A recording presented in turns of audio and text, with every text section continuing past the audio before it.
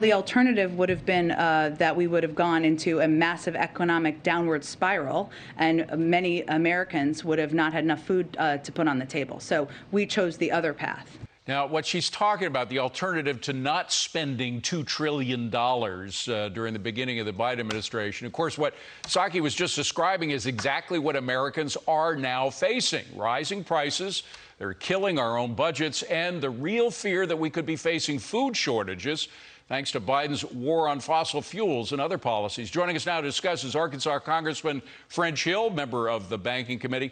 Congressman, I think it's extraordinary that the president's own press secretary doesn't understand the crisis that most Americans are feeling right now. Well, David, great to be with you. Of course, there's no surprise. I don't know an entrepreneur or business owner that just didn't burst out in laughter during President Biden's State of the Union when he said, "How do we control inflation? Just get your costs down." I mean, that's crazy talk.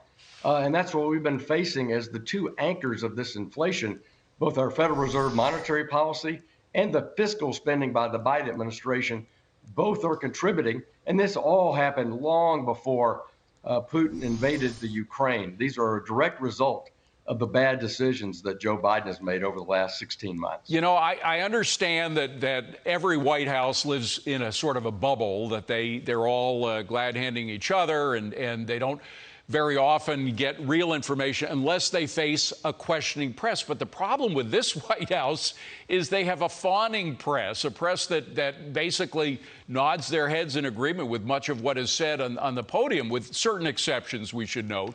But it is extraordinary that their bubble is so secure that Jen Psaki could say something like that. I mean, it doesn't take rocket science to understand that Americans are worried, particularly now with the fertilizer shortage that we have. A lot of farms can't afford enough gasoline, and we are facing some food shortages. Well, she should circle back to the talking points of Larry Summers, former Democratic Secretary of the Treasury, who warned the Biden administration not to do this, that this would be the absolute result of their bad policies. She ought to circle back to the fact that their inflation is costing an average family almost $5,000 more in expenses, and now their salaries are 3 times less the cost of living in increases. So this is a challenge. It's going to get worse, in my judgment, due to the fact that the administration will not unleash American energy, which is fundamental to everything we make and grow here in America. Now, of course, they claim that's not true, that in fact they've got all these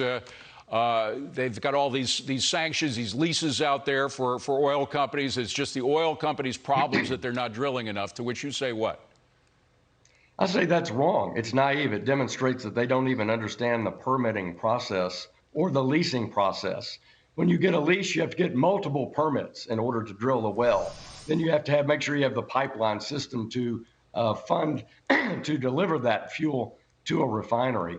So the bottom line is, I think they're naive about the process.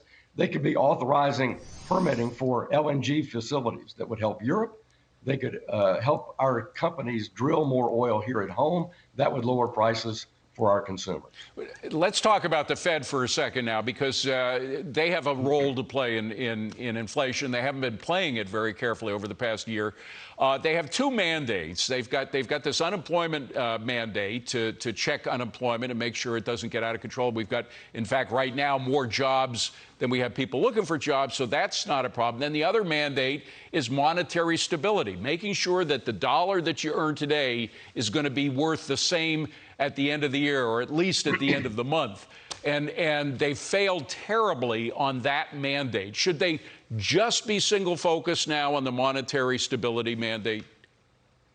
That's my view, David. We should support one mandate, and that is price stability. Inflation is a thief.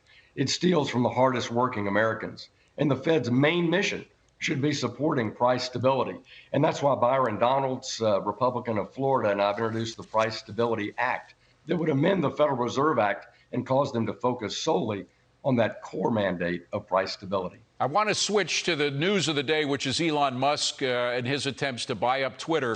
There are some suggestions that our federal regulatory agencies, including the Justice Department itself and the SEC and others, are trying to prevent Elon Musk from his attempts to buy up Twitter, partly because of the fact they're being pressured by Democrats who just don't want him in control of that business. What do you think? Well, my view is Elon Musk is a brilliant entrepreneur. I think it would be a real treat to see what he would do with the Twitter platform. Could he make it fair? Could he make it balanced? Could he make it an open forum and not a cesspool? Could he really improve it for the use of the American public? It'd be very interesting to see what his entrepreneurship would bring to Twitter. But are you going to do any investigation? Because some people are suggesting that there is a political bias that's motivating the regulators who may be trying to prevent it from happening. Is there any way you can investigate that? Well, there's no doubt our Judiciary Committee is certainly looking at the regulation of big tech and the social media platforms, and also the bias. Why do they have a bias? Is it a bias because of government or in spite of government? And those are clear positions for the Republicans. We want an open forum and one that is free of bias. Congressman French Hill, good to see you, sir. Thank you for being here. Appreciate it. Thanks, David.